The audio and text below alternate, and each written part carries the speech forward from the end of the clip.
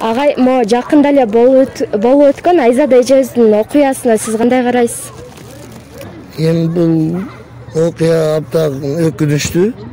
Бирок эми азыр ушул кезде баштап жаштар өз укугун билиш керек. Ошол өз укугун билбеген үчүн ошого кабылып калып атат. Конституция боюнча бул ала качуу, бул кылмыш деп билебиз. Ошол үчүн мен ойлойм, ушу школдордо жанагындай кредиттер көбүрөөк өтүш керек. Ар бир кыз өзүнүн укугун билиш керек. Анан кийин биз ойлойбуз, ушу биз кыргыз жигиттер илгерки када сапта байланып алып эле ошону кылып атышат. Бирок аны унутуш керек, азыр закон деген күчтүү, законго баш ийиш керек.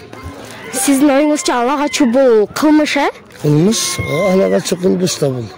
Эч кандай эчтекеси жок. Тааныбаган киши бирөө эле келип, бирөөнүн кызын салып алып кетип калган. Бул урдоо, кылмыш, чоң кылмыш.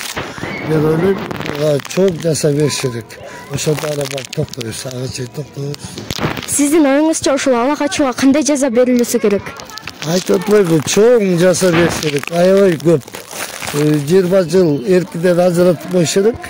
Өмүр бою керек болсо. Бул бирөөнүн өмүрүнө кол салып атат да. Ошондой чоң жаса берсе, анан ошондо токтолот. Ага чейин токтолбойт. Бизге убактыңызды бөлүп бергениңиз үчүн чоң рахмат.